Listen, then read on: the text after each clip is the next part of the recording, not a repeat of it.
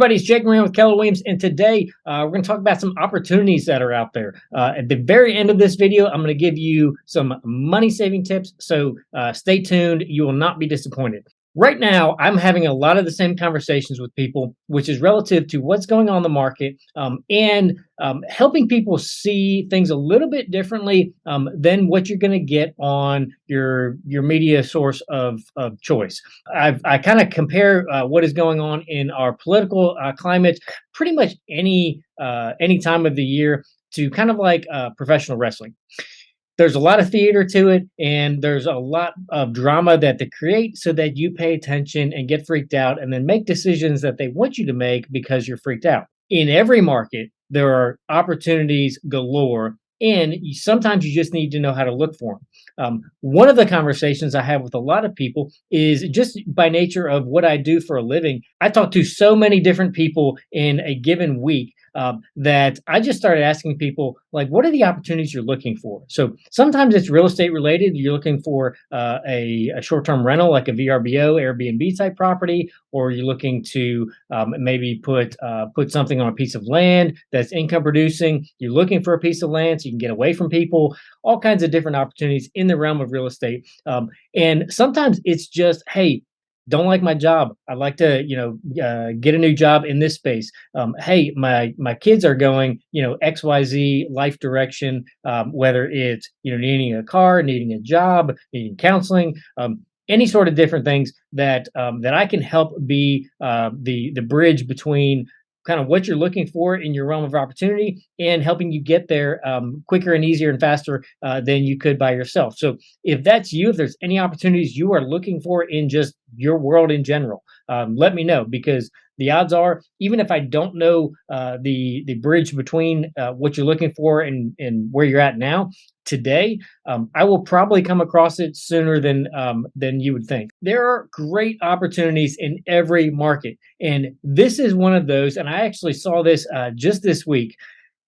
Had a property I was looking at, and it had been on the market for, I don't know, probably like 9 months. It had been on the market for a little while, and I was just kind of waiting and waiting and waiting, just seeing if they were going to reduce the pricing, what was going on. And I just checked it this week, and it went under contract. And I'm kicking myself because I know it fit the criteria that I'm going to share with you on how to find good opportunities. One of the things that you need to look for if you're looking for any kind of opportunities in the real estate space is, where is their growth? That's the first question. And it's kind of twofold. It's one, geographic. So where are people going to? And then two, what is driving that? Is there industry? Is there, it's just a beautiful area. It's undeveloped. Like, get ahead of where the growth is. Because if you're, especially in our area, if you had bought a property in downtown Flowery Branch or downtown Beaufort even, or downtown Winder 5 or 10 years ago versus buying it today, which is a better time, before people get there or once there's demand? So be looking for opportunities of where there is growth. And if you're anywhere in the North Georgia region like we are, there's lots of areas that are growing, and there's still really good buys. Second question is, what do people want and what do people need? Going one direction or the other is not necessarily going to always steer you in the right direction, but if you can marry the two and have the want and the need come together, it's going to be gold mine. It's going to be a gold mine, even if you're paying a little bit more sticker price than what you'd be looking for in an ideal environment. Marrying what do people want and what do people need. You can look at any industry segment, from Netflix to Instacart. I mean, all sorts of different things. And you can find the survivors and the people who are killing it in business. They match the want and the need together. So if you can do that in the realm of real estate, everybody needs a roof and 4 walls. Not everybody needs a Netflix account. And the third filter is what I just call the SIT method. So this is just a kind of experiential evaluation that I've kind of put together in terms of, is this a good buy? And SIT's an acronym, SIT. The first is scarcity. So scarcity will always be in demand.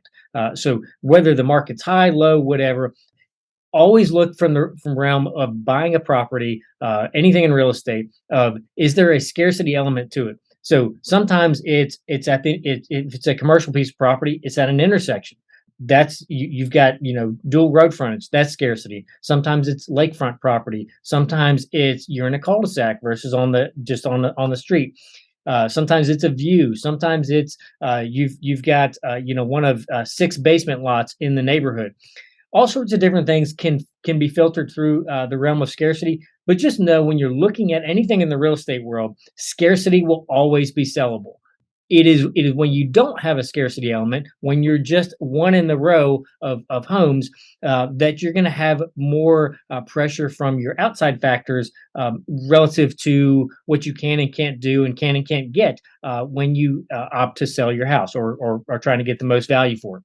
The I, so that's S. The I is interest rates. And I did this in my last video or a video before that, kind of walking you through interest rates are your big factor.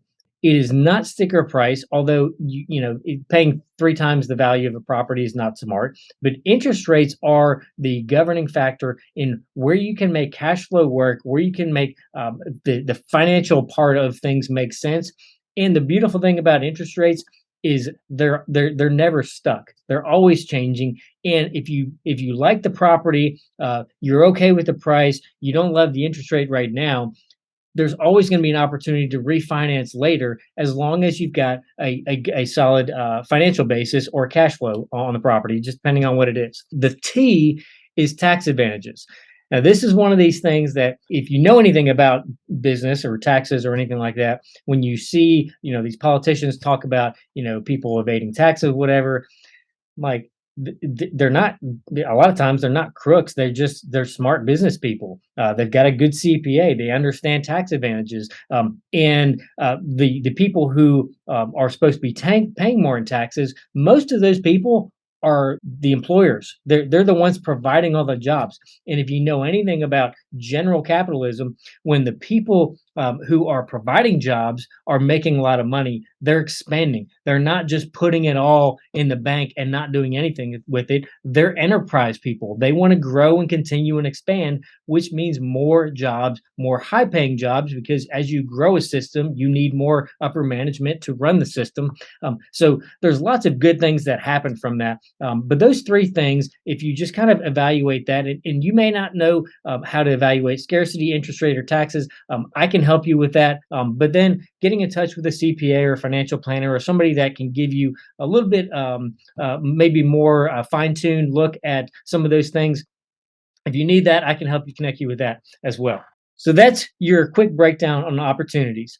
There are a ton of opportunities available right now. And the beautiful thing about the market we're in right now is a lot of the harriedness has gone away. And there's still an opportunity to find great properties and maybe look at things a little bit more creatively than we have in the past. The last 2 years, we don't need to replicate, hopefully ever again. And there's still a lot of growth in our area, which means there's a lot of opportunity to be tapped into. On to our money saving tips for the day. I actually have two for you. So back in June, I think it was, I did a video where I talked about some ways to save money. And I talked about going on your subscription services and canceling or kind of pseudo canceling and see if they give you a discount before you cancel. Hulu was one that I recommended doing away with because it was $75 a month. And when I tried to cancel it, they asked me if I wanted to go for $7 a month. So I decreased my cost on that by a factor of 10. About a month ago, I went on and I was like, you know what? I'm like, it's still $7 a month. I'm like, we don't do anything on Hulu ever. So I went to cancel it. You know what happened? I went to cancel it again. They cut that in half. So then they were offering me like a promo rate of like $3 a month for 6 months for something that I was paying $75 for. So do not pass up that kind of free money in terms of monthly savings just because you didn't know. The second thing is your cleaning supplies. If you're like me, underneath your kitchen sink or in your laundry room, you've got cleaning supplies galore. White vinegar is the like universal cleaning agent for almost anything you have to clean. Depending on what you need to clean, you may need to have a little bit stronger, a little bit weaker solution. But you can use it on floors, you can use it on countertops, appliances, windows, cars. You can use it on pretty much everything. And you can get an entire gallon for like $3. So, like, literally, you could replace all the cleaning supplies, maybe not all, 90% of the cleaning supplies that you buy with a white vinegar dilution. You can go online. I'm not going to, go through the recipe on this video, but the money that you're spending on cleaning supplies, get a $3 gallon of white vinegar. It will probably last you a couple months. You can get over the smell real easily by just using some essential oils if the smell's a problem. But I kind of like the smell of white vinegar these days because it smells like money in my pocket. So however you need to clean stuff, go the white vinegar route. It's non-toxic. It's safe. It's not going to hurt your kids, your pets. It is a universal cleaning agent, and it's super, super, super cheap. Put some money back in your wallet this month, and if I can help you out with anything in real estate, my information is coming up. We always got bloopers because I'm not that good. So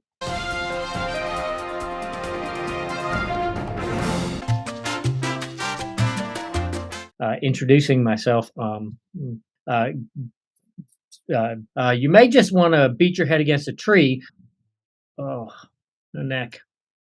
There's so many warnings about adulthood that we should have when we're younger. Like, start stretching when you're 11. If you're like a freak about cleaning stuff, yeah, I'm like, I don't. We never on. But even that even. Oh my gosh. Some of our um, things. Well, to there. Mm, mm. So say, hey, I got this money. Putting that out there. We don't things that we are gives interest and hmm, so um video. Uh, why am I not better at this?